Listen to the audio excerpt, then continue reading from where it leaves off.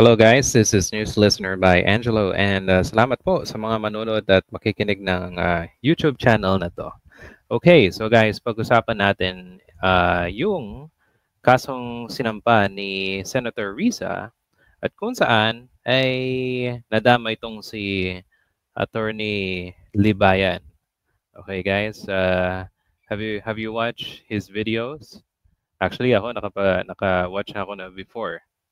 At to be frank, ah, na ano ako eh, nung una, okay na okay. Yung mga tirada niya kay Raffy Tulfo, sa mga kabulustagan doon sa nangyayari sa show nila. Tapos na naging senador si Raffy Tulfo, yung pag ang bastusan na nangyayari. Siyempre, as a listener, siyempre kailangan mong intindihin at maniniwala ka talaga yun sa mga explanation niya kasi 'di ba isa siyang attorney, right? So para sa akin, yun na isa ako sa mga subscriber niya noon yun. Pero ngayon actually hindi na ako subscriber. It's because para sa akin, para sa aking pag-intindi, ang isang attorney ay neutral, 'di ba? Yung kanyang pinaliniwalaan eh yung ating constitution or the law, 'di ba? Ang batas. Okay, so pag-usapan natin yung ah, bakit siya sinama sa kaso ng cyber libel. Okay, so panoorin natin dito sa GMA News. Okay, let's watch this. Ni Randolph Libayan ng batas natin ang pagkakadawit niya bilang bahagi umano ng disinformation channels. Kaugnayan sa inihaing reklamong cyber libel sa NBI ni Senadora Riza Ontiveros laban sa mga taong nasa likod ng anyay Oh, sikat na si attorney.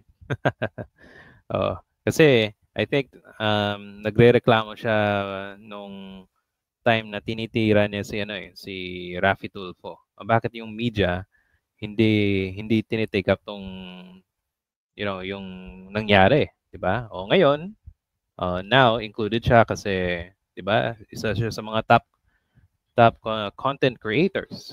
Um, at yun na nga ang nangyari isa siya sa mga content na nagpalabas ng maling impormasyon. Okay, let's listen more. panirang video ni alias Rene at pagpapakalat nito. Kasama si Libayan sa 13 individual na inireklamo ni Ontiveros na nagpakalat umano ng video. Hamon ni Libayan sa senadora, ilabas ang anyay content na nagpapakalat ng maling impormasyon.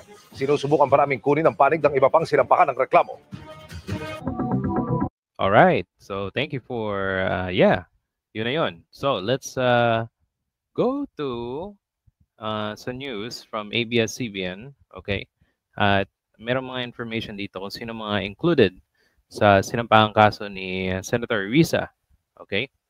Sa sa witness, okay? So included 'yan si Trixie Cruz, yung dating spokes, si Christy Kifi Chu, kung natatandaan nyo, umiiyak-iyak pa yan sa Senado, okay? Si Rob Branches, si Sas, na talamak ng fake news, peddler, si Aaron Pineda, Jason Sa, actually si Jason Sa, napaka sabihin na lang natin unfortunate kasi nung una napakasikat ni Sir Jay. Ngayon ano na siya kasama na sa kampo ng kadiliman o kasamaan. Anyway, si Banat Bay, 'yon, alam naman natin magaling ng mga fake news peddlers to. Tio Moreno, Redelis Guerra, Joey Cruz, Jeffrey K. Eric, okay, sinasabi niyang NPA siya noon, at si Attorney Libayan.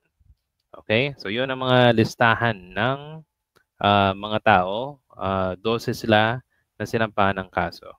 Okay, kung saan ay pinalaganap nila yung kasinungalingan diba? Sa online. Siyempre, ang mangyayari, kung madami yung nag-share, at especially madaling maniwala yung mga tao sa information na mali, sinishare mo yung fake news, di ba? At ang nangyayari is madaming maniniwala ng mga tao. So kumbaga kung concern ka concern ka sa information na inilalabas mo, syempre, kailangan mo din isiping mabuti. Diba? Okay? So, yun na nga.